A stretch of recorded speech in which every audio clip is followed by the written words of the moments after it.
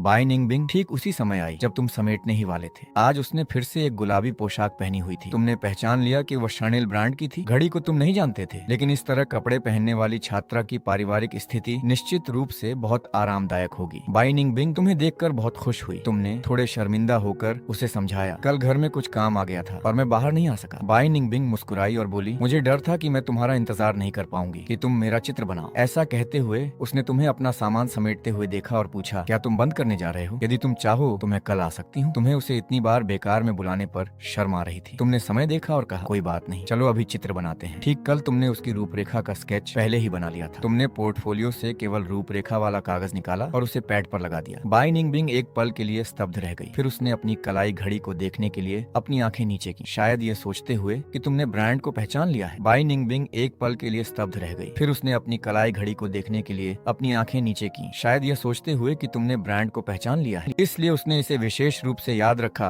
और पहले से ही एक चित्र तैयार कर लिया। वाइनिंग विंसन और भी अधिक खुशी से मुस्कुराया। बस बात ये थी कि वह मुस्कान उसकी आंखों तक पहुंचती हुई प्रतीत नहीं हो रही थी। इस बार वास्तविक व्यक्ति का चित्र बनाते समय आखिरकार आप उसकी आंखों के आकार को स्पष्ट रूप से देख पाए। वास्तव में ये एक मानक आड़ू के फूल जैसी आंखें थीं। ऐसा कहा जाता है कि आड़ू के फूल जैसी आंखों वाली लड़कियां लड़कों के बीच विशेष रूप से लोकप्रिय होती हैं, लेकिन अधिकांश बहुत नखरेबाज और चुलबुली होती हैं। आप चेहरा पढ़ने में बहुत अच्छे नहीं हैं, लेकिन आपको हमेशा ऐसा लगता था कि वाइनिंग विंसन की नजर बहुत साफ थी। उसे एक बेवफा इंसान नहीं होना चाहिए, अन्यथा इतना सुंदर होने का कोई फायदा नहीं होगा और ये बड़े अफसोस की बात होगी। ये चित्र 5 मिनट में बनकर तैयार हो गया। आपने उसे चित्र सौंप दिया और अपना सामान समेटना शुरू कर दिया। वाइनिंग विंसन ने चित्र को थाम लिया और ध्यान से उसका निरीक्षण किया। साथ ही आपकी तकनीक की प्रशंसा भी की। उसने यह भी कहा कि आपके चित्र में भावना थी, क्योंकि आपने उसकी आंखें विशेष रूप से साफ एक झरने की तरह स्पष्ट चित्रित की थी। वाइनिंग विंसन ने कहा कि यह पहली बार था जब किसी ने उसका चेहरा इस तरह से बनाया था। वो काफी संतुष्ट लग रहा था और फिर उसने बिना किसी समस्या के भुगतान करने के लिए कोड स्कैन किया। वीचैट के माध्यम से 10,000 युआन का भुगतान प्राप्त हुआ। आप चौंक गए और आपने अपना सिर उठाया, लेकिन वाइनिंग विंसन के चेहरे पर अभी भी एक मासूम सा भाव था। आपने कमजोर आवाज में पूछा कि कहीं उसने गलती से 3 शून्य ज्यादा तो नहीं लगा दिए हैं। यहाँ तक कि आपको खुद भी अपने इस सवाल पर विश्वास नहीं हो रहा था। आमतौर पर उंगली की गलती से ज्यादा एक शून्य बढ़ जाता है। भला एक साथ 3 शून्य कैसे जोड़ सकते थे? वाइनिंग विंसन ने मुस्कुराते हुए कहा, कोई अतिरिक्त शून्य नहीं है। मुझे लगता है कि आपका चित्र इस कीमत के लायक है। 10,000 युआन तो बहुत सस्ता है। आप डरे हुए और विनीत भाव से कहते हैं कि मैं अभी आपके पैसे वापस कर देता हूँ। वाइनिंग विंसन ने अपना व्यक्तिगत QR कोड दिखाया और निराश होकर इसे आगे बढ़ा दिया। फिर मुझे वीचैट पर जोड़ लो। बिना सोचे समझे आपने उसे वीचैट पर जोड़ लिया। 10,000 युआन, इसे कौन नहीं चाहेगा, खासकर तब जब आपका अपना परिवार बर्बादी की कगार पर हो। लेकिन आप वो पैसा स्वीकार नहीं कर सकते थे। वाइनिंग विंसन स्पष्ट रूप से एक बच्चे जैसा लग रहा था। निश्चित ही उसे बाद में पछतावा होता। आपने उसे वीचैट पर जोड़ लिया। आपने तुरंत ट्रांसफर के माध्यम से अतिरिक्त पैसे वापस कर दिए। वाइनिंग विंसन मुस्कुराया और उसने आपको फोन दिखाया। तो फिर मैं आपको काम से जाने में देर नहीं कराता। किसी और दिन मैं अपने दोस्तों को भी चित्र बनवाने के लिए साथ लाऊंगा। जब वाइनिंग विंसन चला गया तो आप जितना अधिक सोचते थे आपको ये उतना ही अजीब लगता था। आपको याद आया कि वीचैट पर पैसे वापस करने के लिए जरूरी नहीं कि दोस्तों की सूची में जोड़ा जाए, है ना? आपने वाइनिंग विंसन के वीचैट अवतार को देखते हुए अपनी भौहें सिकोड़ी और बहुत सोचने के बाद आपने बिना किसी हिचकिचाहट के उसे ब्लॉक कर दिया। आपको हमेशा लगता था कि ये व्यक्ति अजीब था। आप सहज महसूस नहीं कर रहे थे। सावधानी की अपनी तीव्र भावना के साथ आपने सोचा कि आपका साधारण सा घर किसी भी तरह के धोखे को बर्दाश्त नहीं कर सकता था। लियू रुआन की मुलाकात रास्ते में वाइनिंग विंसन से हुई। आमतौर पर वह ऐसे किसी राहगीर पर ध्यान नहीं देती, लेकिन वाइनिंग विंसन ने बहुत ही भड़कीले कपड़े पहने हुए थे। सब कुछ गुलाबी था, यहाँ तक कि उसके बाल भी गुलाबी थे। दूर से ही उस लड़की को फोन देखते हुए देखा जा सकता था। एक सरसरी नजर के साथ लियू रुआन ने उसके फोन का वीचैट इंटरफेस देखा। वह अवतार आपका ही था। गर्मियों की भरी दोपहरी में अचानक उसकी पीठ में एक सिहरन दौड़ गई। लियू रुआन स्तब्ध रह गई। वाइनिंग विंसन उसके पीछे और दूर होता जा रहा था, लेकिन लियू रुआन का गुस्सा लगातार बढ़ता ही जा रहा था। क्या उसने तुम्हें वीचैट पर पहले ही जोड़ लिया था? उसने खुद अभी तक तुम्हें नहीं जोड़ा था। क्यों? लियू रुआन ने खुद को देखा, जिसके पास कुछ नहीं था। वो इतनी गरीब थी कि उसके पास एक फोन तक नहीं था, और गुलाबी बालों वाली वह लड़की अपनी कलाई पर 4 मिलियन मूल्य का पाटेक फिलिप पहने हुए थी। उस रात लियू रुआन ने भोर तक खड़ी मेहनत की। मशीनें बिना रुके चल रही थी। वो एक फोन खरीदने के लिए पैसे बचाना चाहती थी। उसकी सहकर्मी उसकी इस लगन को देखकर डर गई। इस युवा लड़की में बहुत अधिक ऊर्जा है। क्या वो ऐसा करके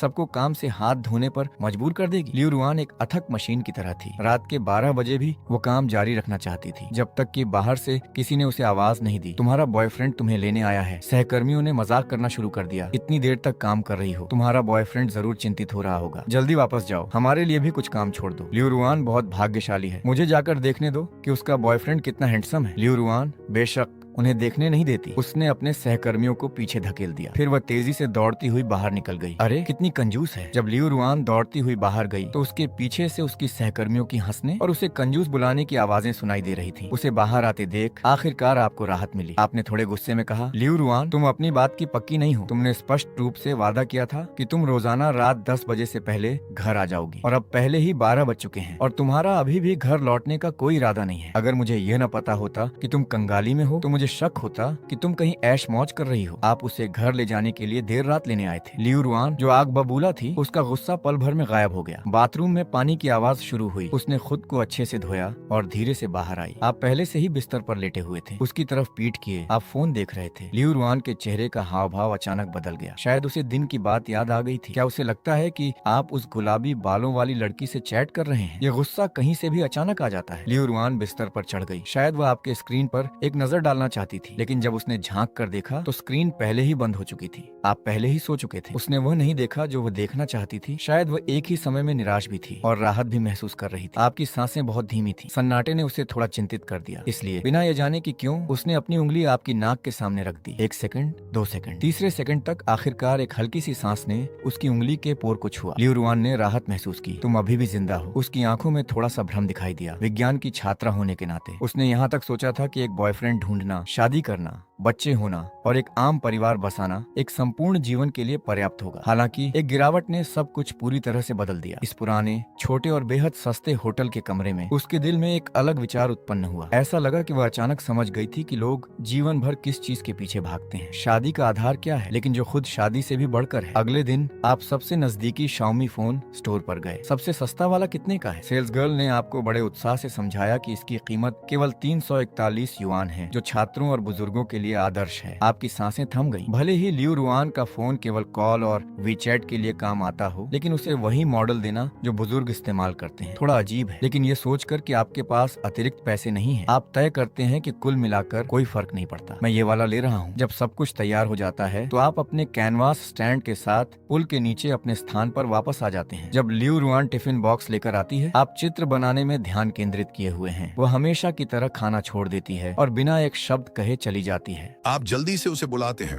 रुको लियू रुआन, मैंने तुम्हारे लिए एक नया फोन खरीदा है। लियू रुआन रुक जाती है। फोन नंबर और वीचैट अकाउंट मेरे पहचान पत्र से रजिस्टर्ड हैं। तुम बिना किसी चिंता के इसका इस्तेमाल कर सकती हो। अगर तुम अन्य ऐप्स इंस्टॉल करना चाहती हो तो तुम मेरे कार्ड का भी इस्तेमाल कर सकती हो। मैंने तुम्हें वीचैट पर नंबर भेज दिया है। लियू रुआन इसे स्वीकार नहीं करती और भ्रमित होकर पूछती है, क्या तुम पतझड़ के कपड़े खरीदने के लिए पैसे नहीं बचा रहे थे? तुम्हें मुझे मोबाइल खरीदने का विचार क्यों आया? आपके पास बहाना पहले से ही तैयार है। मैं ऐसा नहीं चाहता कि जब मैं चाहूँ तब तुमसे संपर्क न कर पाऊँ, और काम के बाद आधी रात को तुम्हें ढूंढने जाने की तो बिल्कुल भी इच्छा नहीं है। लियू रुआन ने अपनी भौहें सिकोड़ी और फिर शांत हो गई। समझ गई। ये देखकर कि उसे कोई संदेह नहीं है, आप शांत हो जाते हैं। तो फिर काम पर वापस जाओ, अच्छे से पैसे कमाने के लिए। लियू रुआन हाथ में फोन लेकर चली जाती है और रास्ते में वह इसे सहलाने से खुद को रोक नहीं पाती, जब तक कि एक लड़की उसका रास्ता नहीं रोक लेती। नजर उठाने पर उसे वे चमकीले गुलाबी बाल दिखाई देते हैं और उसे याद आता है कि उसने तुम्हें वीचैट पर जोड़ा था। लियू रुआन का चेहरा उदास हो जाता है। वाइनिंग विंसन ने हाथ बांधकर तिरस्कार के साथ अपने फोन को देखा और कहा, तुम उसके लिए इतना पैसा कमाती हो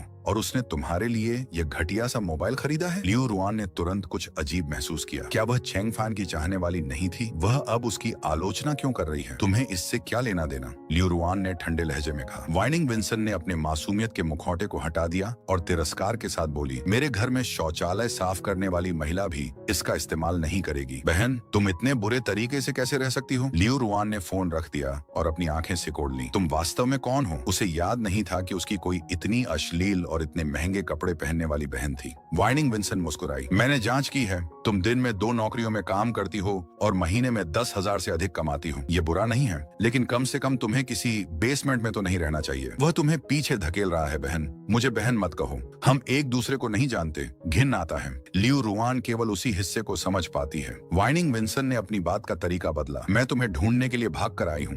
दादाजी कहते हैं कि अगर तुम फिर से सफलतापूर्वक व्यवसाय शुरू करने में कामयाब रही तो वह तुम्हें घर लौटने देंगे, लेकिन इस तरह उसके तुम्हारे साथ घिसटने से तुम 1000 साल में भी वापस नहीं लौट पाओगी। लियो रुआन ने अपनी भौहें सिकोड़ी। तुमने गलत इंसान को चुन लिया है, यह कहकर उसने गुलाबी बालों वाली लड़की को एक तरफ हटा दिया। उसके पास उसके साथ समय बर्बाद करने की कोई इच्छा नहीं थी। वाइनिंग विंसन उसके पीछे होली। तुम्हारा बॉयफ्रेंड मतलबी है। इन कुछ दिनों में जो वह यहाँ रहा है उसने केवल मुझे ही जोड़ा है। क्या तुम जानती हो क्यों? क्योंकि उसने ध्यान दिया कि मेरी घड़ी कई मिलियन की है। वह मुझे धोखा देना चाहता है। वीचाइट पर जोड़ने की बात सुनकर लियो रुआन को गुस्सा आ जाता है। वह मुड़ती है और कहती है, तुम ही थी जिसने उसे अधिक भुगतान करने की जिद की थी, जानबूझकर, ताकि वह तुम्हें स्वीकार कर ले। ऐसा मत सोचो कि मैंने इसे नहीं देखा, मैंने इसे बहुत स्पष्ट रूप से देखा था। वाइनिंग विंसन हंस पड़ी। पैसे ट्रांसफर करने के लिए वीचाइट पर जोड़ने की आवश्यकता नहीं होती, भुगतान कोड को भी स्कैन किया जा सकता है। बहन, इसमें कोई संदेह मत रखो, वह सच में एक मतलबी इंसान है। अगर तुम्हें मुझ पर विश्वास नहीं है तो मैं उसे रात के खाने पर आमंत्रित करने के लिए संदेश लिखती हूँ, तुम देखना कि वह आता है या नहीं। ये कहते हुए उसने जल्दी से एक संदेश लिखा। लियो रुआन आगबूला हो जाती है। मुझे इसकी कोई आवश्यकता नहीं है कि तुम मेरे बॉयफ्रेंड की परीक्षा लो। वह उसे रोकने की कोशिश करती है, लेकिन वाइनिंग विंसन संदेश भेज चुकी होती है। दूसरे व्यक्ति ने फ्रेंड वेरिफिकेशन सक्रिय कर रखा है। आप अभी तक उसके मित्र नहीं हैं। पहले एक फ्रेंड रिक्वेस्ट भेजें, जब वह इसे स्वीकार कर लेगा तब आप चैट कर सकते हैं। वाइनिंग विंसन ने हैरान होकर पूछा, क्या तुमने चुपके से उसका कॉन्टैक्ट डिलीट कर दिया था? उसे नहीं लगता कि कोई लड़का उसके जैसी संभावित शिकार लड़की को इतनी आसानी से हटा देगा। कोई इतनी सुंदर और अमीर चाहने वाली को कौन ठुकराएगा? वाइनिंग विंसन एक जोकर की तरह स्तब्ध रह गई। लियो रुआन पास आई और उसने उसे एक थप्पड़ जड़ दिया। उसके गाल पर एक लाल निशान छोड़ते हुए उसने उसे चेतावनी दी, मुझे इससे कोई फर्क नहीं पड़ता कि तुम किसकी तरफ से आई हो, लेकिन उससे दूर रहो वरना मुझे दोष मत देना। वाइनिंग विंसन ने अपना चेहरा ढक लिया और आंसू बहाते हुए कहा, बहन, मैं तो बस तुम्हारी मदद करना चाहती हूँ। लियो रुआन यह सोचते हुए चली जाती है कि सब कुछ बहुत अजीब है। गुलाबी बालों वाली लड़की को उसका नाम पता होना कोई अजीब बात नहीं है, लेकिन उसने उसके वर्तमान काम के बारे में इतनी गहराई से जांच की है। उसका इरादा क्या है? लियो रुआन को याद नहीं था कि उसकी ऐसी कोई दुश्मन थी। वह सोच ही रही होती है कि तभी एक फोन करती है। दूसरी तरफ वह व्यक्ति व्यस्त है और अधीरता से जवाब देता है, कहिए, मैं हूँ लियो रुलियान। दूसरी तरफ एक बड़ा कोलाहल सुनाई देता है, जैसे घबराहट में फोन हाथ से छूट गया हो। मेजर, क्या आप अब ठीक हैं? चियान शिनयू इतनी भावुक है कि लगभग रोने ही वाली है। हमें महीनों से तुम्हारी कोई खबर नहीं मिली थी, हम बेहद चिंतित थे। तुम कहाँ रहे हो मेजर? ये सुनकर कि वे उसके लिए चिंतित थे, लियो रुलियान को अपने सीने में एक गर्माहट महसूस होती है और वह अपनी आवाज को नरम करते हुए कहती है, शिनयू, अब कैसी हो? चियान शिनयू सुबकते हुए बताती है कि शीमी और बाकी लोग फिर से स्टार्टअप करने के लिए निकल पड़े हैं और उन्हें फंडिंग का पहला दौर भी मिल गया है। मैं स्थिरता की तलाश में एक बड़ी कंपनी में शामिल हो गई। मेजर, क्या आप फिर से उद्यम करना चाहते हैं? जब भी आप चाहें मैं इस्तीफा दे दूंगी और आपके साथ आ जाऊंगी। लियो रुलियान एक पल के लिए मौन रहती है और अंत में पूछती है, तुम लोग मुझ पर इतना भरोसा क्यों करते हो? चियान शिनयू आंसुओं के बीच हंसती है, बेशक मैं आपके साथ सफल होना चाहती हूँ। आप मेरी आइडल हैं मेजर। मुझे यकीन है कि आप दुनिया के सबसे ऊंचे मुकाम पर पहुंचेंगे। लियो रुलियान को हालांकि यह बेतुका लगता है। चियान शिनयू उस पर आंखें मूंद कर भरोसा करती है, बिना यह जाने कि उसके कर्ज इतने बड़े हैं कि वह कई जन्मों में भी उन्हें नहीं चुका सकती। फिर भी लियो रुलियान उसके उत्साह को बर्बाद नहीं करना चाहती थी। अभी मेरे पास इसके लिए कोई योजना नहीं है, इसलिए पहले अपने काम को अच्छे से करने पर ध्यान दो। जो कुछ हुआ था उसे याद करते हुए उसने फिर पूछा, क्या तुम्हें याद है कि क्या हमने कभी गुलाबी बालों वाली किसी 3rd ईयर की छात्रा को ठेस पहुंचाई थी, या किसी बिजनेस टाइकून की बेटी को? बिजनेस टाइकून की कौन सी बेटी इतनी वैकल्पिक होगी? मुझे कुछ याद नहीं है। रुको, मैं कैक्सिन और बाकी लोगों से पूछूंगी।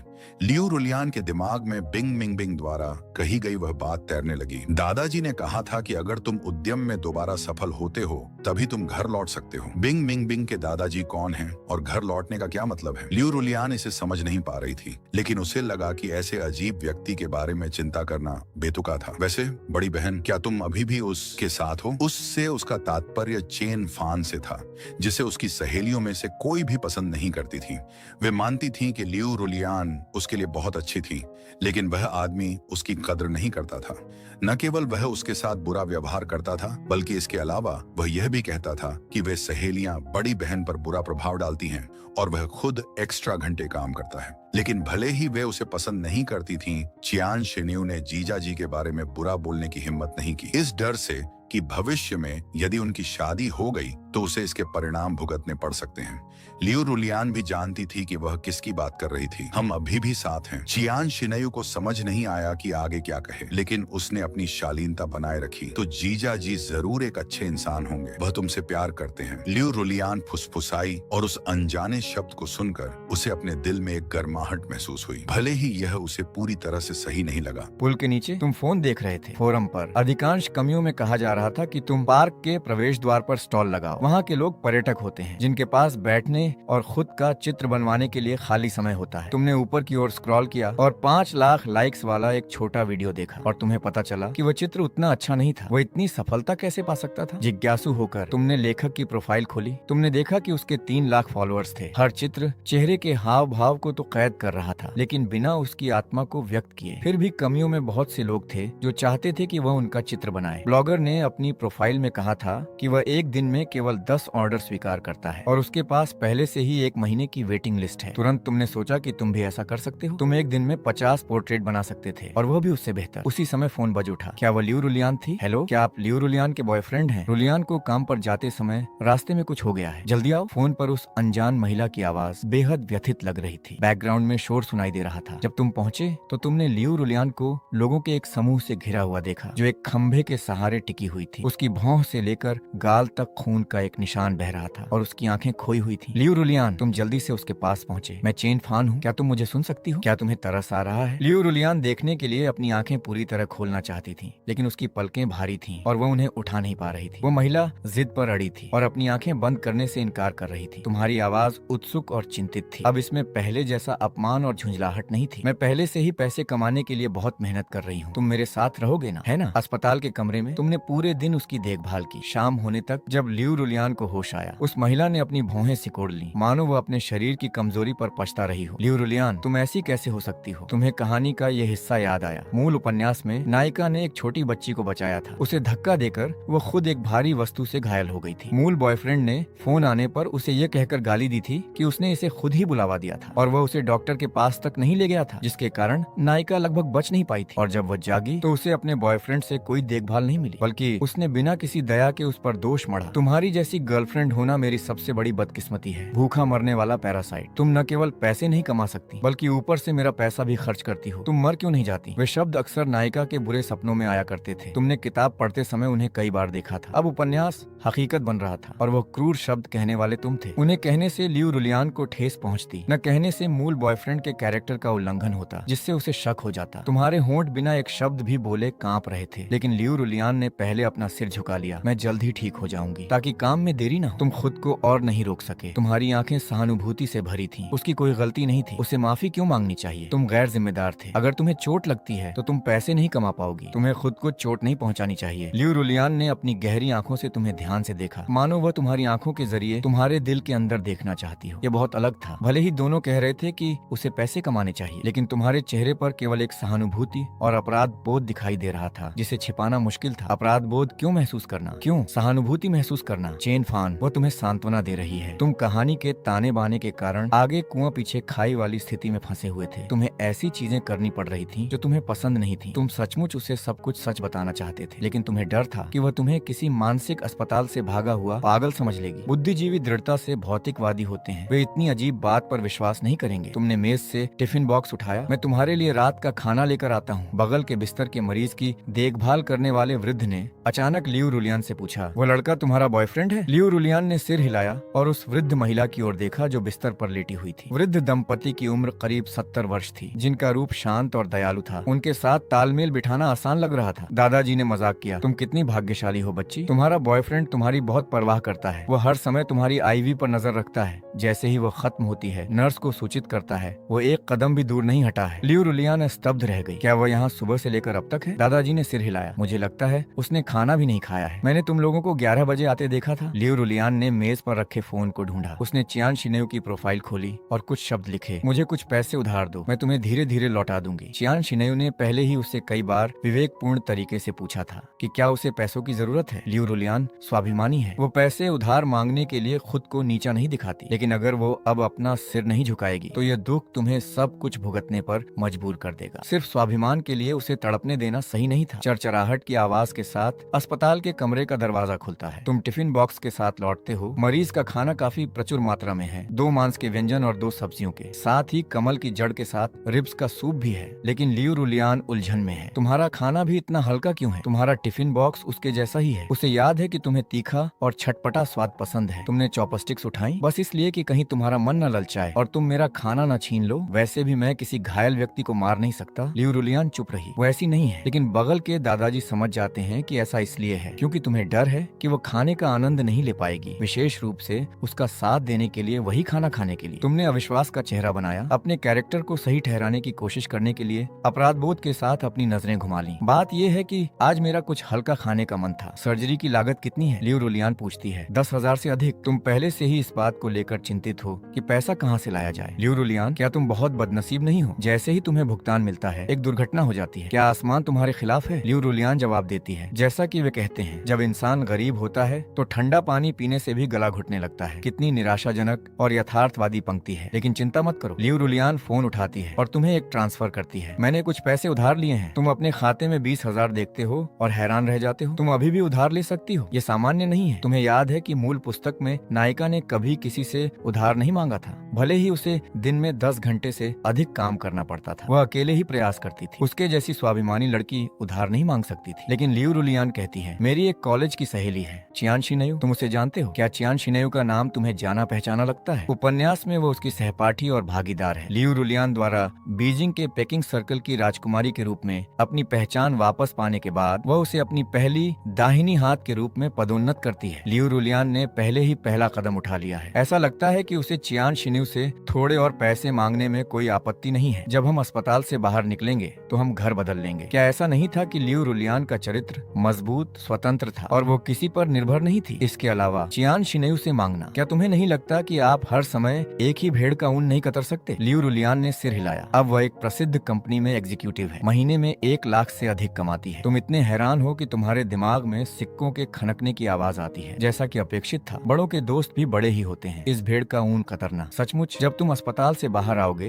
तो हम इस बेसमेंट से बाहर चले जाएंगे। क्या नाइट क्लब में बेचे जाने के बाद नायिका का घर बदलना कोई और मोड़ लेगा? लियू रुलियान, इन दिनों मैं इंटरनेट पर घर ढूंढूंगी। चलो बालकनी वाले एक कमरे के अपार्टमेंट में शिफ्ट हो जाते हैं। तुम्हारे चेहरे के भाव अप्रत्याशित रूप से बदल जाते हैं। ठीक है, लेकिन अंदर से तुम इस पर विश्वास नहीं करते। कागजों की ये दुनिया लेखक द्वारा नियंत्रित है। ये इतने कम समय में इतनी तेजी से नहीं बदल सकती। लियू रुलियान की दवा में नींद की गोलियां शामिल हैं, इसलिए वो बहुत सोती है। तुम उसके बिस्तर के पास काम करते हो और जब जरूरत होती है तो नर्स को बुलाते हो ताकि वह उसकी ड्रिप बदल सके। जब तुम चित्र बनाते हो तो तुम बहुत केंद्रित होते हो। ड्रिप पर नजर न रख पाने की चिंता में तुम समय समय पर इसकी जांच करने के लिए एक अलार्म लगा देते हो। रात की ड्यूटी के दौरान भी आखिरकार नर्स को तरस आ जाता है और वो कहती है, तुम एक ड्रिप मॉनिटर खरीद सकते हो। जब ये खत्म हो जाएगा तो ये आपको सचेत कर देगा। आपको हर समय देखते रहने की जरूरत नहीं है। एक गरीब व्यक्ति के रूप में आपकी पहली प्रतिक्रिया ये होगी कि आप इसे खरीद नहीं पाएंगे। क्या कोई ऐसी चीज है जो इतनी व्यावहारिक हो? क्या ये महंगी है? नर्स ने पूछा। आप असहज महसूस करते हैं। आप नहीं जानते कि क्या ये सैकड़ों में होगी। अगर ये बहुत महंगी है तो आप इसे नहीं खरीदेंगे। एक, आपके पास कोई शब्द नहीं बचते। चिकित्सा कर्मचारियों के मुंह से महंगे होने की बात सुनना डरावना होता है। इस उपकरण की मदद से आप पहले की तुलना में अधिक शांति से सो सकते हैं। लेकिन चूंकि आप रात में कई बार उठे थे, इसलिए सुबह लियू रुलियान अपनी आंखें खोलती हैं और देखती हैं कि आपकी आंखों के नीचे डार्क सर्कल्स हैं। आप कम ऊर्जा के साथ पूछते हैं, लियू रुलियान, क्या आपको कहीं तकलीफ महसूस हो रही है? लियू रुलियान को अंदर ही अंदर बेचैनी महसूस होती है। याद करें, जब पहले आप उसे बेकार कहते थे, जब आपने उसका अपमान किया था तो आप सही थे। उसने भी आपके साथ बुरा व्यवहार किया है। वो हमेशा आपके रास्ते में बाधा बनती रही है। उस संक्षिप्त क्षण में उसके मन में उसे जाने देने का विचार आता है, लेकिन जब शब्द बाहर आने ही वाले होते हैं तो वह उन्हें कह नहीं पाता। एक देखभाल करने वाले को काम पर रख लो। आपको मुझ पर नजर रखने की जरूरत नहीं है। भौहें सिकोड़ते हुए आप चिंता के साथ कहते हैं, लेकिन बीजिंग में एक देखभाल करने वाले की लागत प्रतिदिन सैकड़ों में होती है। मुझे वो पैसा कमाने में कई दिन लग जाते हैं। क्यों न मैं अस्पताल में एक देखभाल करने वाले के रूप में खुद को पेश करूं? बात यह है कि मुझे डर है कि आप थक जाएंगे और ठीक से आराम नहीं कर पाएंगे। लियू रुलियान भावुक होकर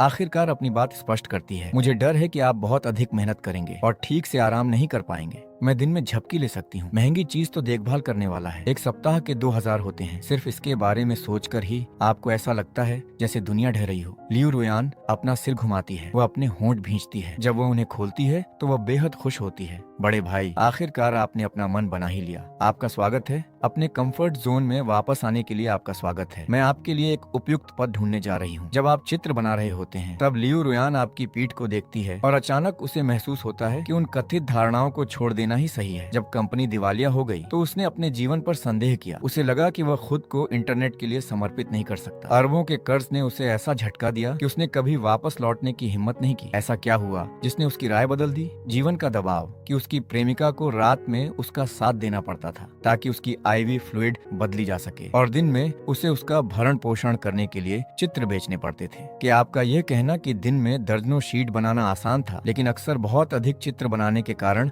आपके हाथ में दर्द होता था, लेकिन आप बिना किसी शिकायत के अपनी बांह को हिलाते थे और चित्र बनाना जारी रखते थे? लियू रुयान को यह स्वीकार करना होगा कि वह गलत थी। उसका भाग जाना अक्षमता और कायरता थी। उसे अपने पूरे अतीत का सामना करना चाहिए, अपने दिवालिया होने का वास्तविक कारण खोजना चाहिए, उससे उबरना चाहिए और फिर से खड़ा होना चाहिए। आपका फोन बजा। उसने फोन उठाया और सुनते ही वो और अधिक उत्साहित होती गई। धन्यवाद, आपका बहुत बहुत धन्यवाद। फोन रखने के बाद लियू रुयान ने आपसे पूछा, क्या हुआ? आप मुस्कुराए और उससे कहा, मैंने होटल की बुकिंग रद्द कर दी थी और मकान मालिक ने दूसरे पक्ष से बात की ताकि वे हमें उन रातों के पैसे वापस कर दें जिनमें हम नहीं रुके थे, लेकिन आज पूरे 7 दिन हो गए थे। मकान मालिक गया और उसने देखा कि कमरे में अभी भी गंध थी, इसलिए उसने दूसरे पक्ष से 7 दिनों के आवास का और भुगतान करवाया। उसने मुझे 1000 युआन से अधिक ट्रांसफर किए। ये एक अप्रत्याशित लाभ था। ये सुनकर लियू रुयान भी आपके साथ हंस पड़ी। हालांकि उसने अपने होठों के कोनों से केवल एक हल्की सी मुस्कान बिखेरी थी, लेकिन यह काफी ध्यान देने योग्य थी। चेन फैन, क्या आपको पेंटिंग्स भेजने के लिए बाहर नहीं जाना चाहिए? थोड़ी देर आराम कर लो। बैठकर चित्र बनाना गर्दन के लिए हानिकारक है। हाँ, मैं थोड़ा व्यायाम करने के लिए नीचे जा रहा हूँ। आपने पेंटिंग्स ली और कुरियर वाले को खोजने के लिए नीचे चले गए। अस्पताल के प्रवेश द्वार के पास एक शिपिंग पॉइंट था। आप पता भरने के लिए वहाँ गए। ठीक उसी समय एक जानी पहचानी आवाज अचानक गूंजी, चेन फैन, तुम्हें देखे कितना समय हो गया। आपने ऊपर देखा और गुलाबी बालों वाली एक लड़की को देखा। वो बाई निंगबिंग थी, जो central academy of fine arts की तीसरे वर्ष की छात्रा थी। जब से आप दर्शनीय स्थल के प्रवेश द्वार पर चित्र बनाने के लिए रहने आए थे, तब से आपने उसे नहीं देखा था। उस समय आप भ्रमित थे। कितना समय हो गया? क्या तुम यहाँ आसपास घूम रही हो? बाई निंगबिंग मुस्कुराई और उसने आंख मारी। बात यह है कि मेरी बहन बीमार है, वो इसी इमारत में रहती है। उसने ऊपर की ओर इशारा किया। लेकिन मैं उससे मिलने ऊपर नहीं जा रही हूँ। निश्चित रूप से वो मुझसे नहीं मिलना चाहती। ये सोचकर कि आपको अभी भी कुछ काम करना है, आपने कहा, तो फिर तुम अपना काम करो। मुझे अपनी प्रेमिका की देखभाल करने के लिए ऊपर जाना है, इसलिए मैं अब और नहीं रुकूंगा। आपको जाते हुए देखकर बाई निंगबिंग आपके पीछे पीछे आई। वो अभी आपसे थोड़ी देर और बात करना चाहती थी। आप नहीं रुके। किस बारे में बात करनी है? हम इतने करीबी नहीं हैं, है ना? चेन फैन, तुमने मुझे वीचैट पर ब्लॉक क्यों किया? मैं तुम्हें संदेश नहीं भेज पा रही थी। बेशक इस डर से कि कहीं तुमको स्कैम न हो, लेकिन आपने भौहें सिकोड़ी और कहा, क्या तुम्हें मुझसे कुछ कहना है? बाई निंगबिंग ने आलसी लहजे में कहा, मेरे साथ आओ। मैं तुम्हारी प्रेमिका से ज्यादा अमीर हूँ। मैं तुम्हें हमेशा के लिए एक आरामदायक जीवन दे सकती हूँ, बिना पेंटिंग्स बेचने की जरूरत के। आप चलते चलते रुक गए और बाई निंगबिंग भी रुक गई। उसने अपनी कलाई से घड़ी उतारी और उसे आपकी ओर बढ़ाया। यदि आप मेरे साथ रहने के लिए सहमत हैं, तो मैं आपको यह घड़ी उपहार में दूंगी, जिसकी कीमत 4 लाख है, हमारे प्यार के प्रतीक के रूप में। आपने उस घड़ी को देखा जो किसी भी जाने माने ब्रांड की नहीं लग रही था। इसमें कोई आश्चर्य की बात नहीं थी कि आपने इसे पहले कभी नहीं देखा था। पता चला कि यह इतनी महंगी थी। निश्चित रूप से यह इतनी पर्याप्त थी कि एक आम इंसान बिना किसी चिंता के पूरी जिंदगी जी सके। आपने अपना सिर उठाया और उससे गंभीरता से कहा, सबसे पहले आपकी रुचि के लिए बहुत बहुत धन्यवाद, लेकिन मेरी पहले से ही एक प्रेमिका है। यदि आप अभी भी मुझे उससे चुराने की जिद कर रही हैं, तो मुझे लगता है कि ये समझदारी नहीं है, क्योंकि उस कृत्य का नाम काफी खराब है। बाई निंगबिंग की मुस्कान तुरंत जम गई। प्रेमी? इस आदमी ने उसे ऐसा बुलाने की हिम्मत की। बाई निंगबिंग बचपन से ही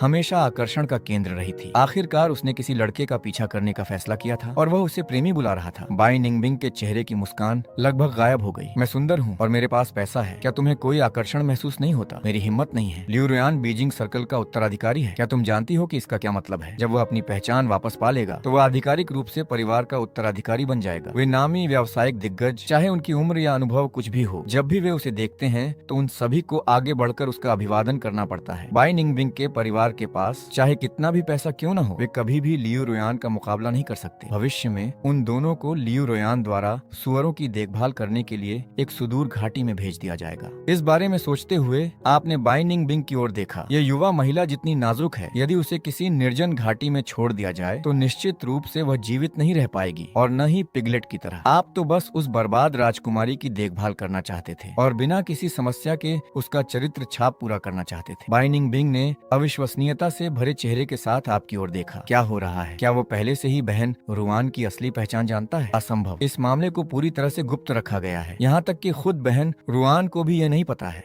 नहीं, वे दोनों साथ नहीं रह सकते। यदि लियू रुआन किसी इतने सामान्य व्यक्ति से शादी करती है तो भले ही वह अपने परिवार में वापस आ जाए, उसे स्थिरता नहीं मिलेगी। यह आदमी एक बाधा है, उसे अभी भी उन्हें अलग करने का रास्ता खोजना होगा। अस्पताल के कमरे में आपने अभी अभी प्रवेश किया था। शायद दूसरी व्यक्ति के चेहरे पर मुस्कान कुछ ज्यादा ही स्पष्ट थी और आपको लगा कि नर्स के कुछ अन्य इरादे थे। इन दिनों हल्का भोजन करना चाहिए ताकि घाव में संक्रमण न हो। हाँ, लेकिन उसने हार नहीं मानी। इसके बजाय वो एक पल्स ऑक्सीमीटर ले आई और उत्साह के साथ बोली, मैं आपकी नाड़ी जांच लेती हूँ, ये देखने के लिए कि क्या यह सामान्य है। आपने प्रश्नवाचक चिन्हों के साथ अपनी भौहें सिकोड़ ली। क्या यह कुछ ज्यादा ही स्पष्ट नहीं है? केवल तभी जब डॉक्टर सिन डेटा के साथ खुशी खुशी चले गए, आप खराब मूड में लियू रुआन के बिस्तर के पास आए। लियू रुआन ने पहले ही ध्यान दे दिया था कि आप वापस आ गए हैं। आपके जाने से पहले के शांत माहौल के विपरीत अब आप गुमसुम थे, जैसे कि आप गुस्से में जल रहे हों। ऐसा लग रहा था कि किसी ने आपको नाराज कर दिया है। क्या नीचे जाते समय आपको कुछ मिला? लियू रुआन ने आपसे पूछा। आपने बिना कोई महत्व दिए उत्तर दिया, मैं एक ऐसे ग्राहक से मिला जिसका मैंने पहले पेंट किया था।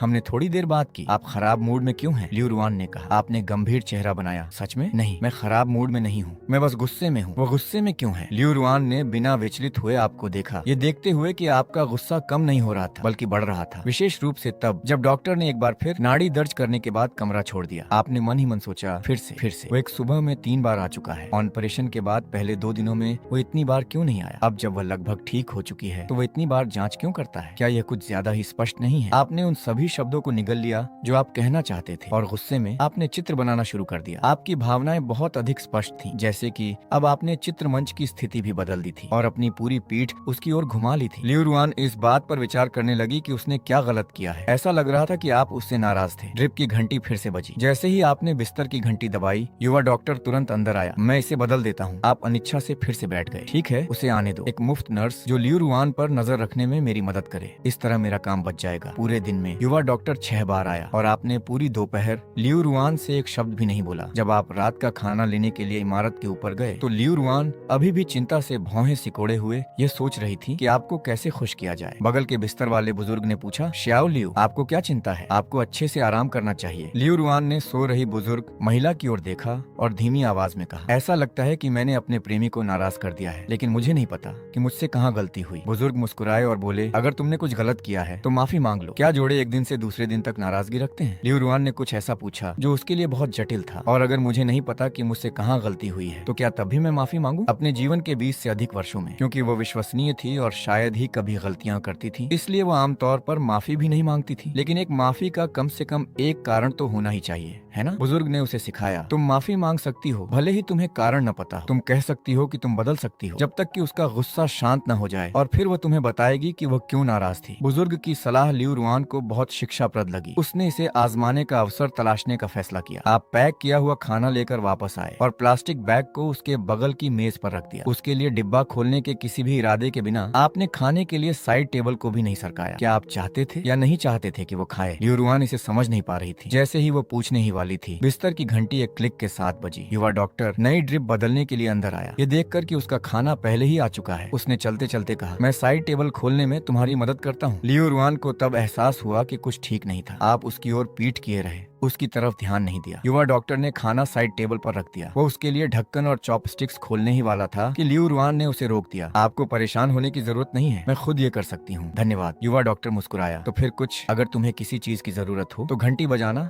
और मुझे बुलाना। लियू रुआन को तब आज का आपका सारा खराब मूड याद आया। ऐसा लग रहा था कि ये घंटी बजाने के ठीक पहले और बाद में ही होता था। क्या ये उसी वजह से था? लेकिन ठीक इसी तरह क्यों? लियू रुआन नहीं जानती थी कि उस अकथनीय भावना को क्या कहा जाए। वो बस इतना जानती थी कि उसका प्रेमी उसी के कारण पूरी दोपहर उससे बात नहीं की थी, यहाँ तक कि उसने उसकी तरफ देखा भी नहीं था। लियू रुआन को महसूस हुआ कि उसका पूरा शरीर असहज था। मुझे खेद है, ये माफी आपकी ओर निर्देशित थी। आपने ब्रश पकड़े हुए अपना सिर घुमाए बिना उत्तर दिया। किस बात के लिए माफी मांगना? अपना खाना खाओ। लियू रुआन ने कुछ नहीं कहा और नहीं खाया। वो एक उदास नजर से आपकी पीठ को टकटकी लगाकर देखती रही। उसकी नजर इतनी गहरी थी कि भले ही आप उसकी तरफ न घूमे हो, फिर भी आप इसे महसूस कर सकते थे। इसने आपको बहुत असहज महसूस कराया। तुम मुझे इतना क्यों देख रही हो? क्या तुम चाहती हो कि मैं तुम्हें खाना खिलाऊं? लियू रुआन ने कहा, साथ में खाते हैं, ये हम दोनों का रात का खाना है। मुझे भूख नहीं है, लियू रुआन ने कहा और आपने उत्तर दिया, तो मुझे भी भूख नहीं है। क्या तुम मुझे धमकी दे रहे हो? ठीक है, मैं हार मानता हूँ। बीजिंग सर्कल की राजकुमारी की पहचान के दबाव के आगे झुकते हुए आप एक झटके में उठ खड़े हुए। आपने साइड टेबल पर खाने का डिब्बा खोला। क्या तुम ईर्ष्या कर रहे हो? लियू रुआन ने अचानक आपसे पूछा। आपका हाथ कांप गया। किस बात की ईर्ष्या? मजाक के अलावा मुझे किस बात की ईर्ष्या होगी? लियू रुआन केवल एक कागज का चरित्र है, जैसे कि उन सिमुलेशन खेलों में जो उसने खेले थे वो वास्तव में मौजूद नहीं है। किसी कागज के चरित्र से कौन प्यार करेगा? अगर तुम ईर्ष्या कर रहे हो, लियू रुआन ने पूरी निश्चितता के साथ कहा, तो तुम कुछ क्यों नहीं कहते? ये डरते हुए कि आप सच्चाई को छुपा नहीं पाएंगे। आपने कहा, मैं ईर्ष्या नहीं कर रहा हूँ, बात बस इतनी है कि मुझे ये पसंद नहीं है कि कोई मुझे धोखा दे। भले ही महिला नायक भविष्य में पुरुष नायक की हो, कम से कम अभी वो मेरी है। इस तरह मेरे सामने मुझे धोखा देना कौन सा आदमी इसे बर्दाश्त कर सकता है? लियू रुआन को इतने बड़े आरोप से बहुत अन्याय महसूस हुआ। उसने आपकी ओर देखते हुए कहा, मैं तुम्हें धोखा नहीं दे रही हूँ। तुम उसे लुभाने के लिए अपने आकर्षण का उपयोग कर रही हो। तुम मुझे धोखा देना चाहती हो। ये याद रखना, वे तुम्हारी सच्ची नियति नहीं है। हर जगह अपना आकर्षण मत बिखेरती फिरो। क्या आपको लगता है कि वह आपसे वादा करने वाली थी कि वो कभी किसी दूसरे आदमी की तरफ नहीं देखेगी? लेकिन उसने एक रोबोट की तरह एक और वाक्य बोला, श्याओ फान, तुम सच में ईर्ष्या कर रहे हो। धमाका तुरंत हुआ। आपने शर्मिंदा और गुस्से में कहा, मैंने तुमसे कहा ना कि नहीं, तुम एक रोबोट हो जो केवल जानना जानता है। लियू रुआन आगे झुकी और उसने आपके होठों को चूम लिया। महिला की ठंडी और स्पष्ट खुशबू आप तक पहुंची, हमेशा की तरह ही आक्रामक। आपकी पुतलियां फैल गईं, आपका दिमाग खाली हो गया। उसके अलग होने से पहले कई सेकंड बीत गए। ठीक उसी समय युवा डॉक्टर उसका तापमान लेने के लिए फिर से अंदर आया। रुआन जो तुरंत ईजल की ओर मुड़ गई। इतने मिनट कैसे बीत गए और आपने अभी तक खाना नहीं खाया? ये अब तक ठंडा हो चुका होगा। इस बार लियू रुआन ने मना कर दिया, मुझे बुखार नहीं है। युवा डॉक्टर ने जोर दिया, तो फिर मैं तुम्हारा खाना गर्म कर देता हूँ। हमारे पास अस्पताल में माइक्रोवेव है। युवा डॉक्टर बहुत अधिक उत्साही था। लियू रुआन ने यह समझने के बाद कि बात क्या थी, देखा कि यह कितना स्पष्ट था। उसने अपना सिर उठाया और कहा, बिना किसी नैदानिक आवश्यकता के मरीजों से मिलने के लिए काम के घंटों के दौरान बार बार अपने पद से अनुपस्थित रहना